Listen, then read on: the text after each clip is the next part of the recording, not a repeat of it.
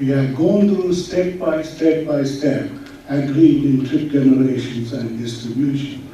And sensitivity test, how do we ask for 10%? Is it happy for everybody? 5% or 0%? Because we have gone through step by step, there is no justification for us to go back and ask for a sensitivity test. And those who are asking for sensitivity tests haven't given an example where we have overestimated the travel choices. Thank you. We've got 4 members who wish to speak. Councillor Newman, followed by Councillor Gary Jones, Councillor Simons, and then Councillor Alexander. So it's Councillor Newman first. Thank you, Chairman.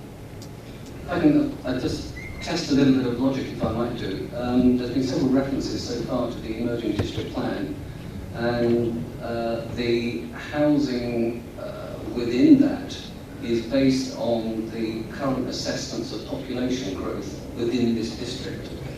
And those are figures which have been established using, if you like, government-approved methods. So they are indisputable in terms of actually the assessment of population growth in this district. Now you may say, I mean, they are, I guess they're questionable, but we can't dispute them with government. So everything is based on that. And that equates to something of the order of, I think I can mention this, Kevin, 750 new homes per year. So that is the obligation on this district, is to create 750 new homes per year. Now, what I would venture is that it doesn't matter where you put those in the district, those are going to have a huge impact, particularly on our arterial roads. Now, okay, so we're bounded probably by sort of 4 roads, by the A120, the A10, the M11 and the A414. And almost wherever you build these conurbations, these new houses, are going to have a huge impact on travel on those roads. And I guess this is where I'm probably going to lose some friends, but it would seem to me that the bigger the town, the bigger the magnet it is for people to visit that town. That's what towns are all about. They're places for people to go to do whatever they want to in a town and to then move out. Bishop Stortford is the biggest town in the district, and so therefore it's going to attract most people into it. And what I would venture is that the further away from Bishop Stortford they live, the more likely they are to use their car. So by that same token of logic, the closer, the most sustainable location for at least part of our housing is surely going to be as close as possible to the existing town. Now, of course, the preference will be for as much infill as possible. And those of you who've looked at, in detail at the what's called the strategic land availability assessment, there are a number of potential sites within the town itself, but that's a tiny proportion of the obligation as a council we have to actually construct these homes. So it would seem to me, unpalatable as it may be, that in fact building, since particularly the land has been made available to us, not land available to us, but the land has been identified for many years for development, and it is as close as possible to the biggest town in the district, then it's, if you like, the obvious way. Now, having said all that, it seems to me that we have an obligation as a council to make that as palatable to the people who it's going to affect as possible. It will have an effect on the road network, there's absolutely no doubt, but let's make it as palatable as possible. And I'm sort of hesitating almost to get into detail at the moment, but the point that's come across to me in a lot of the presentations we had from 4 o'clock onwards, and reading notes and that sort of thing, is there's a huge amount of contention about Haddon Road roundabout, which is almost a sort of, and if you like, that seems to me to be surmountable.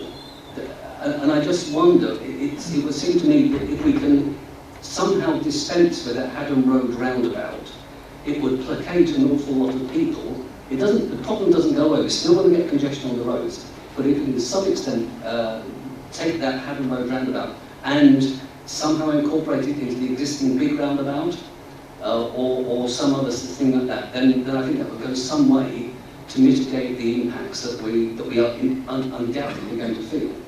And so I have in mind that in fact if there's any way that we can take this proposal back for further investigation of alternatives to that Harrow Road roundabout, then that will go almost as far as we can to alleviate the concerns there are. Thank you. Thank you. Councillor Gary Jones. Thanks very much indeed, Chair. I just want to take up a couple of points made by the representatives from Hertfordshire County Council. And before that, it wasn't necessarily something I was planning to say tonight, but I hadn't quite appreciated that our friends from Hertfordshire County Council would be here. And so I don't necessarily want. What I'm trying to say is that I have a degree of expertise in transport. I myself with a master's degree in transport and over a decade of working for transport consultants. And so I understand the basis on which the work has been done. And I also understand the nuances of traffic modelling. The two particular points that I wanted to say in response is not to go into fine detail about how these things are done or should be done.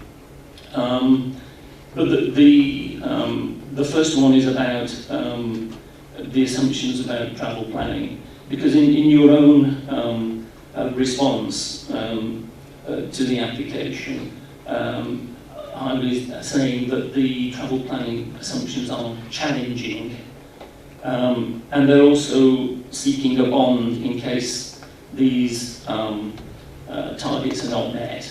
The bond doesn't seem to be related to anything particular, it's just a sum of money. I mean, it's into hundreds of thousands, but it's not being linked to anything. What that tells me is that you think there is a possibility that these assumptions won't be achieved. But what it also tells me is that you're not really thought through the implications if that is the case, because throwing another sum of money at this isn't actually going to help the problem. It will be too late. There will be traffic congestion at a level which may or may not be one car away from gridlock.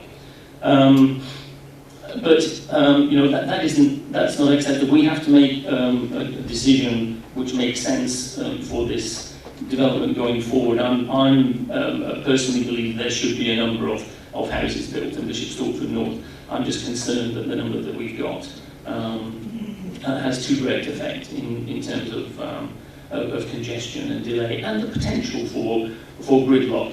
The second point that I want to make is about, let's dismiss this NPPF severe and the highways having determined that this is NPPF severe. There is no definition of severe in the NPPF, so it might be against your definition of severe, but it certainly isn't NPPF severe. And what my interpretation of your definition of severe is that it has two arms to it. One is about safety, rightly so, there should be a safety element to it.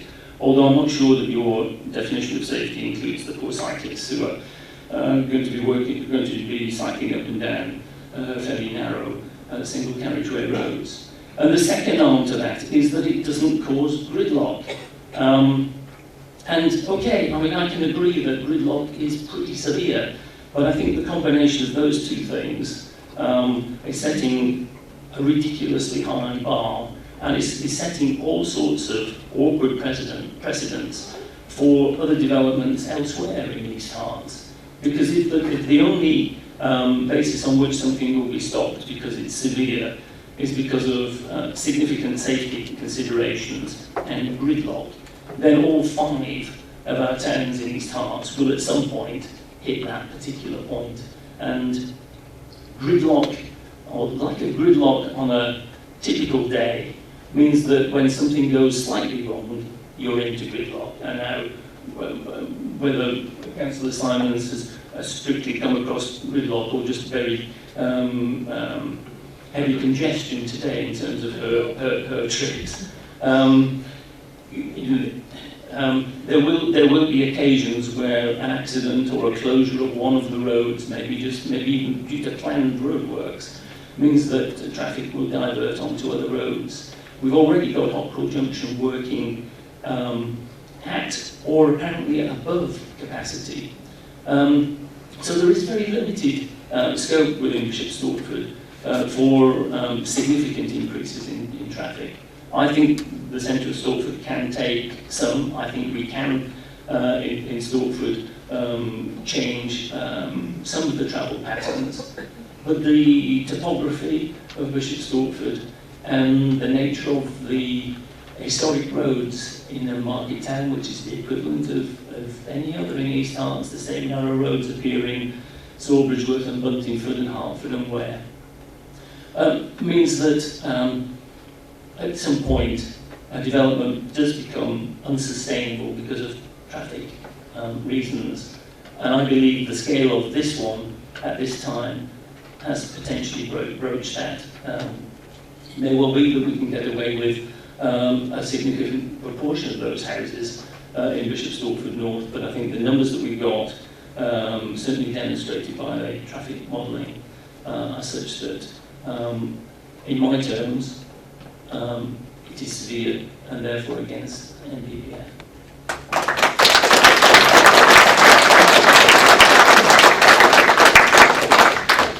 Councillor Simons.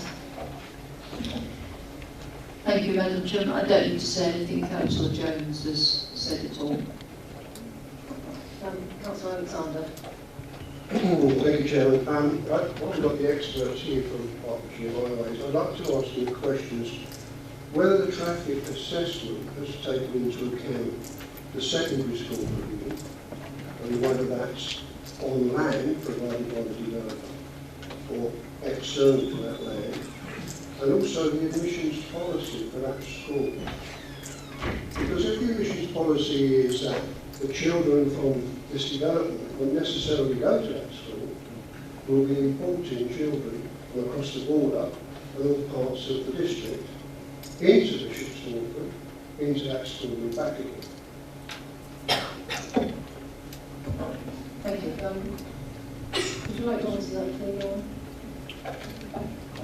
Quick answer to that the current traffic assessment does not take into account the secondary school provision. My understanding is that the 5FE provision, the assessment of that in the updated environmental statement is based on the number of trips that would be generated by the school would be less than the number of trips that would be generated by the number of dwellings proposed within that same the area proposed for the school. So at the end of the day, the impact is less, but we haven't looked at that in detail. Let's come back on that, Councillor. I'm very worried that traffic assessment is being sort of delivered on the promise of basically containment, keeping people within that development. It would appear that there could be some control. The council could say, well, as we put land forward or we put money forward, the developers put a large amount of money forward, that we could then control the admissions policy of that school. However, the other side of that, of course, is that the duty of cooperation that we like to extend to our neighbours somewhat disappears. And you're saying that you cannot come across the border from Essex into a Hertfordshire school. Thank you, Kevin. Do you want to comment on that? If I may just really, Chair, just so members we're entirely sure what's being considered, that there is not a secondary school proposal that forms part of the application in front of you tonight. The proposals enable a framework to be implemented to deliver secondary school provision. So just so that members are entirely clear what we're considering. So it wouldn't be reasonable to seek a traffic assessment, traffic modelling on that basis. But the framework puts in place a framework that enables it to be delivered, and an initial, and it's referred to in the report, it's only an initial assessment that, again, in relation to the modelling that's used and the database that's used nationally in relation to travel to and from generators of traffic. Obviously schools draw a considerable amount of traffic toward them. Initial reasonable assessment of the likelihood that a secondary school on Bishop Stortford North would draw a significant number of its pupils from that area has been made. So it's only on the basis of that initial assessment, and that's as far as we can reasonably seek at this point in time, because it doesn't form part of the detailed proposals. Thank you very much. Councillor Jeffkins. Thank you, Chairman. Just going back to secondary school, there is going to be a secondary school on that site. It's not very exactly location. So secondary school, it will affect traffic, so yeah, so it has to be taken into consideration. But we hear a lot about these travel plan schemes, with smarter choices, traffic modelling, all this sort of thing. And we've been told that the traffic situation is going to be severe. Now, with a new development in Bishop Stortford, why should the residents have to suffer with severe traffic?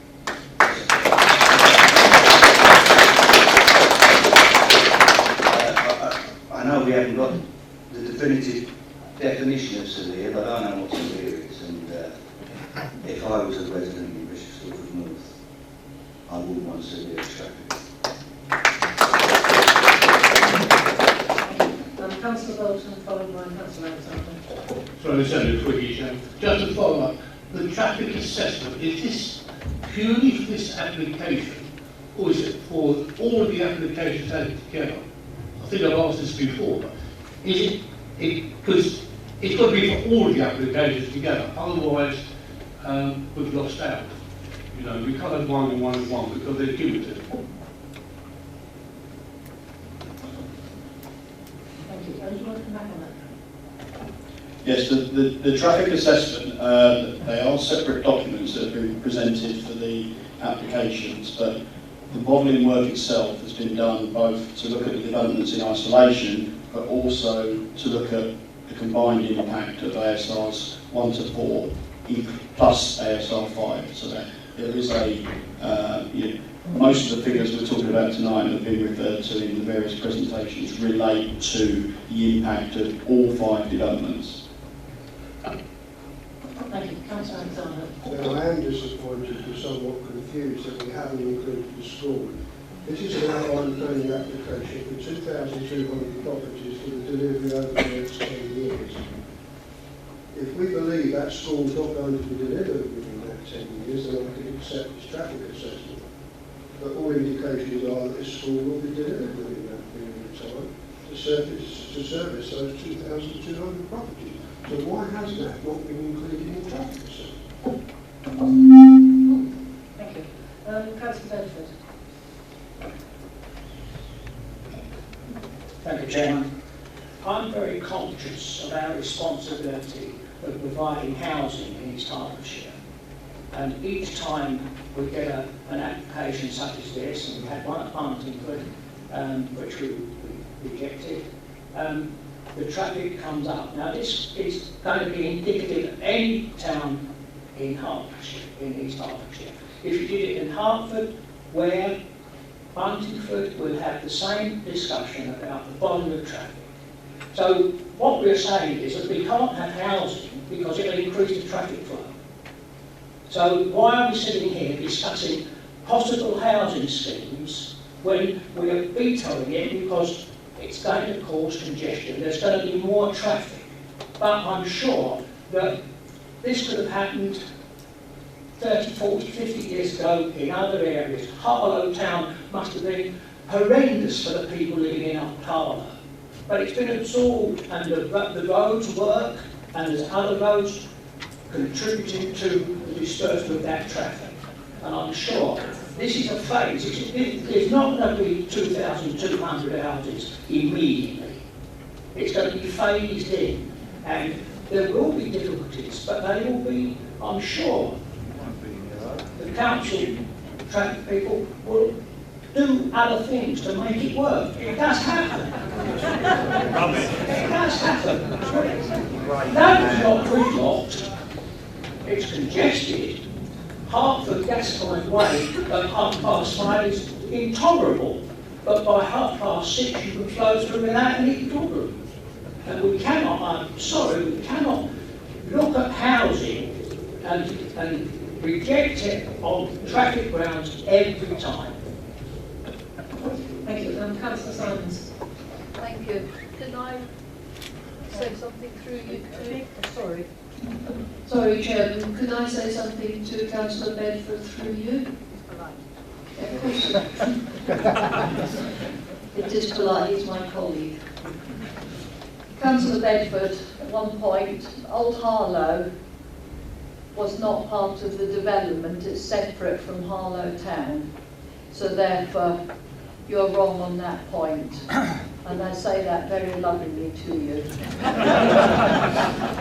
To highways, you said there would be no problem when the new Aldi was built within Bishop Stortford. That has caused even more problems at Hockerell. I'm sorry, you may have your Diamond, your Atlas, your Trips, your everything else, but I'm a resident, and these are residents. We live in the town, we have to put up with the traffic. And for highways to say there'd be no problem when the Aldi was built, well, I'm sorry, there is horrendous problems since the new Aldi has been there.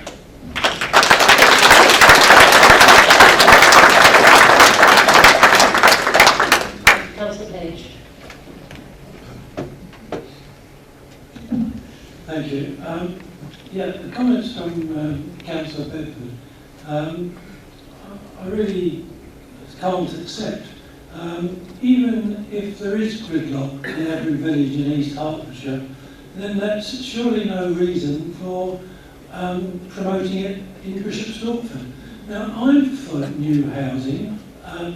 Young people in particular need to get a foot on the housing ladder. It makes them responsible citizens. And this site is a good site for housing. But the way the roads are arranged is completely mad. It's quite easy to get one or two connections onto the A120 to use that circular road to disperse the traffic in the directions that people want to go. It's absolutely daft to send it down a narrow road such as Haddon Road, daft to put a roundabout in within, 500 metres of the A120 Tesco roundabout, and with this roundabout, presumably there will be another roundabout if the school is built on the reserve site. No doubt there'll be various traffic light, pedestrian-operated traffic lights along the Haddon Road. There'll be a necklace of obstructions in that small area which will make driving in and out of Stortford from the west an impossibility. So I do agree with Councillor Newman's suggestion that we look again at that roundabout at Haddon Road. But for goodness sake, don't divert all this new traffic and this new development down existing roads which cannot cope.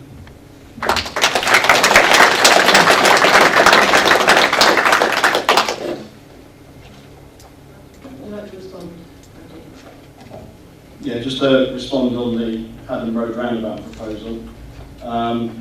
We did look at the suggestions of alternative access arrangements to take place at that roundabout. What fundamentally we need to consider though is that the A120 is part of the county's primary route network, and therefore the purpose of that link is to, at the end of the day, we want to maintain free flowing traffic wherever possible, so that we discourage through traffic as much as possible and HGVs from going through the town centre. So that, hence why the mitigation measures at the two roundabouts at the ends of the A120 have added capacity, and that is a place where capacity can be added because there's the space to do it. Overall, that has meant that there's no additional delay on the A120. even with the proposal to include a new roundabout access, and we have included one, accepted the proposal for a new roundabout for the eastern neighbourhood. That actually relieves some of the pressure on Rice Street and Haddon Road, hence why we did that, and also it is sited at a place where there's quite a few accidents at the moment. There's some clusters of accidents, and therefore introducing a roundabout there, an appropriately designed roundabout, has an added benefit to the A120. The access on Haddon Road, the modelling shows that there isn't significant queuing at that point, and therefore it operates quite satisfactorily. It's also quite vital that there is an access on Haddon Road for buses. If the bus route had to exit the new development via the A120 and take a detour around there, it wouldn't be. People have already questioned the sort of attractiveness of the service. It would be undermined further if we couldn't have it accessing directly onto Haddon Road. We looked at the possibility of a fifth arm to the Tesco roundabout, that as a suggestion. Situation there was for a roundabout with what are routes, the four adjoining routes to that roundabout all have high traffic flows on them, and therefore to introduce a fifth arm would really create a situation where, because of the high flows, the sort of weaving of traffic and the operation of the roundabout would probably be sort of unsafe and therefore not satisfactory in our view. Most of these points, I know there's a petition about the roundabout, we have submitted a formal response to that, and our comments are covered there, and also in our formal response as to why, from our point of view, in principle, the Haddon Road roundabout does provide an acceptable access to the western neighbourhood. Thank you. Councillor Page. Yeah, thank you very much. Just quickly, in what you've said, you've just conceded that all four entries into that roundabout have high traffic flow. Therefore, you're conceding that Haddon Road has high traffic flow.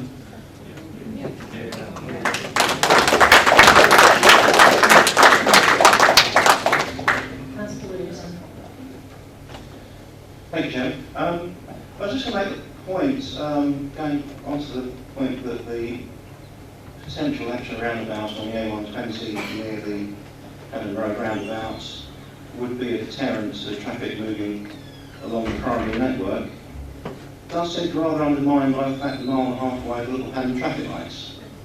And anybody that's facing there would surely mind the extra couple of seconds it would take to get around the roundabout.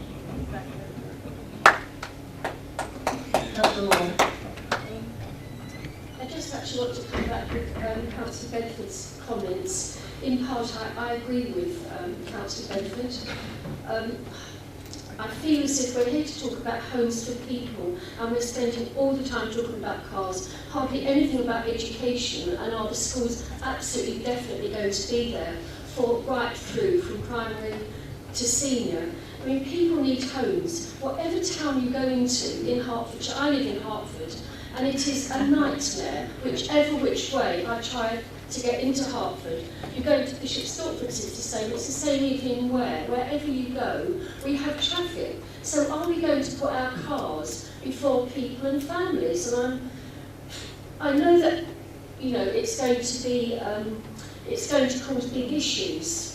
But I just feel, and I agree with Councillor Bedford, that we're not talking that this is going to be happening in 2 years' time. It's going to be phased in over 8 to 10 years, and quite likely beyond the 10 years, because building work doesn't always finish when one might expect it to do. But we've got over 3,000 people needing homes, and we've got young people that can't move out, and they're having to stay with their families because there's nowhere for them to go. So, are we going to put our cars before humanity, really? Anyway, that's all I want to say at the moment. I would just say that I I know Hertfordshire fairly well, having lived here most of my life, and I queried about the Little Haddon bypass, and I know this is slightly off track. It's just to give an indication.